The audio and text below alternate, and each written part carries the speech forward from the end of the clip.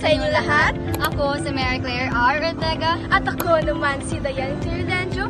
At ngayong araw ay iikot namin kayo sa unang modelo ng paikot na daloy ng ekonomiya. Kung paano gumagalaw ang pera, produkto at serbisyo sa ating ekonomiya. Ngayon, handa na ba kayo? Tara na!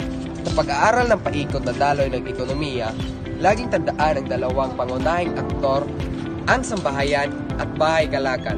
Ano nga ba ang sambahayan at bahay kalakal? Isok, sa iyo na to. Maraming salamat, Nigel. At magandang katanungan yan, Kuya Kyle. Ang sambahayan ay ang kalipunan ng mga mamimili sa isang ekonomiya. At ang bahay kalakal naman ay ang tagalikha ng produkto. Ang tatalakayin natin ngayon ay ang unang modelo ng ekonomiya. Ang unang modelo ng ekonomiya ay naglalarawan ng simpleng ekonomiya. Ang sambahayan at bahay kalakal ay iisa. At ang lumilikha ng produkto ay siya rin ang kumukonsumo. Pero tila hindi ko maintindihan. Maaari ka bang magbigay ng halimbawa? Halimbawa, ikaw ay napadpad sa isang kulong na walang tao. At sakaling may pagkakataon na ikaw ay hindi makaalis agad. Kaya ikaw ay hahanap ng paraan upang matugunan ang iyong pangangailangan dahil walang makagawa nito kundi ikaw lang.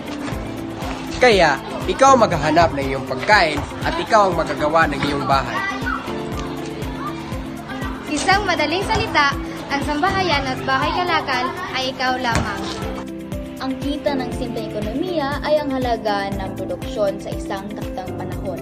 Inaasahan na ang halaga ng produksyon ay siya rin ang halaga ng pagkonsumo sa produkto.